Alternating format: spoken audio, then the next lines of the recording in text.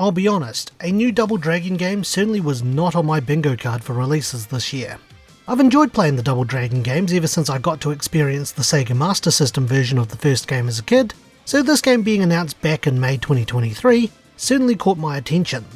The Double Dragon series was a key player in helping to establish the beat-em-up genre of video games, so it made me wonder what Double Dragon Gaiden Rise of the Dragons would bring to the table. Double Dragon Gaiden is set in the post-apocalyptic New York City of 1990X. A nuclear war has ravaged the city, and as a result, gangs have taken over parts of the city and are fighting one another for supremacy. One day, the newly elected mayor of the city rescues Officer Marion and brings her to the Sosetsuken Dojo where brothers Billy and Jimmy Lee are training.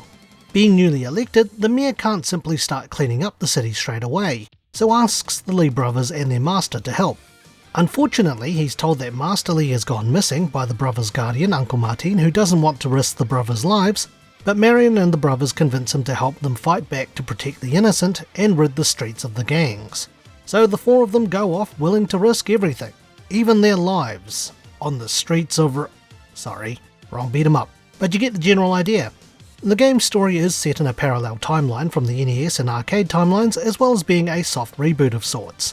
The game features a tag team system where you switch between two characters as well as roguelike features. But is the game any good? Find out in The Good. I think the battle system and game mechanics works pretty well. With side-scrolling beat-em-ups, you simply beat up every enemy on the screen and move on to the next area. What Double Dragon Gaiden brings to the table is its tag team system where you, and your friend if you're playing two-player, pick two characters each and can switch between the two so long as your special meter under your health is full.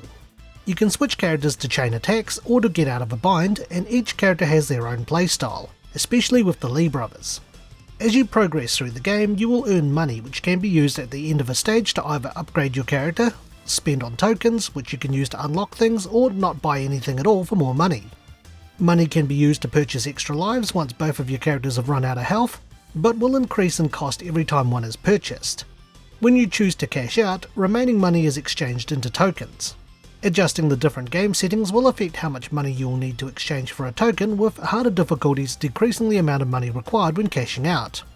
As I mentioned earlier, the game also employs roguelike features. The four gangs can be tackled in any order, and depending on which order you go with, the remaining gangs will become more difficult and will have longer stages, with the final gang having a visually different looking boss than if you'd taken them out first. You can spend your tokens on unlocking artwork, music, tips, and more importantly, extra characters such as the bosses of the gangs and certain henchmen. This really enhances the replayability, and each run I've had felt fresh and fun. There has been a lot of care by the developers in terms of references to the existing Double Dragon games. There are a lot of nods to Double Dragon 1 through 4 as well as Super Double Dragon, and one of the things that really tickled my fancy was the music arrangement. Most of the music are arranged from Double Dragon 1 through 4 as well as Super Double Dragon, and I always liked the music from those games, so hearing rearranged versions of them was an absolute treat. The gang bosses are all references to those games, with MG, short for Machine Gun Willie, being the final boss of Double Dragon, as well as a boss in some versions of Double Dragon 2. Duke being the final boss of Super Double Dragon, as well as the second to last boss of the Double Dragon fighting game.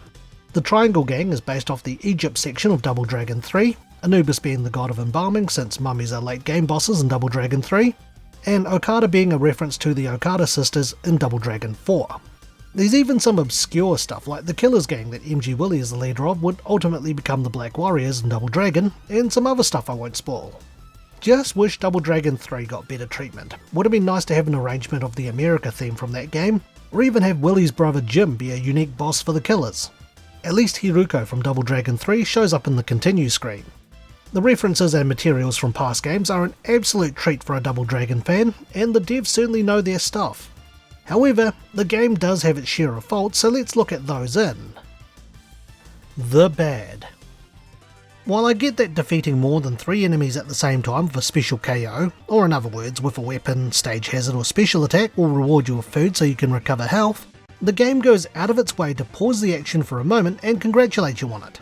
While I don't mind being congratulated by grouping a bunch of enemies together just so I can take them all out at the same time, it does get a little jarring having the action pause briefly so often when you're doing it. I'm okay with even just the sound playing and the food item appearing if I can just keep beating people up without it pausing to tell me. The only other gripe I have is pretty minor, will probably be gone eventually, is that at the time of this review, the game only offers local co-op.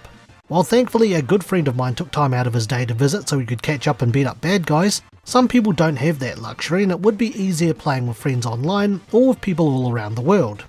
Thankfully, online co-op appears to be a feature being added in the future, though I would have been happy to have waited a little bit longer for it to be added at launch.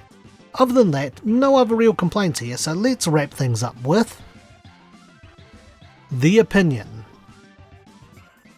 I enjoyed the time I spent with Double Dragon Gaiden. The game is a good time killer, and I think the roguelike features and mechanics work well with the Double Dragon beat 'em up formula. The devs certainly know their stuff with Double Dragon lore, and even the issues I had with this game is minor at best. I haven't addressed the change in art style direction, but admittedly I did take some time to get used to it, and personally for these sorts of games, if the gameplay is fun, visuals are secondary, and it didn't sour any expectations or enjoyment of the game. The game is a lot of fun with a friend, so I really hope online co-op gets released for it soon. Or hell, even go 4-player co-op so even more people can join in and have fun. Double Dragon Gaiden I think is a great love letter to the legacy of the series, and if you haven't played the other game in the series, I think it's a fun beat 'em up series to play. Thank God that collection of Double Dragon games got announced the day that this game came out, right? More people should enjoy the NES version of Double Dragon 2 and Double Dragon Advance. So with that, it's time for my rating. I would give Double Dragon Gaiden Rise of the Dragons the Lee Brothers Red Car out of 10. Thanks for watching and stay tuned for the next Infinite Backlog review. If you enjoyed today's review, feel free to check out some of our other videos and subscribe for more. You can also follow us on Twitter, Instagram and our Facebook page. Once again, thank you for watching.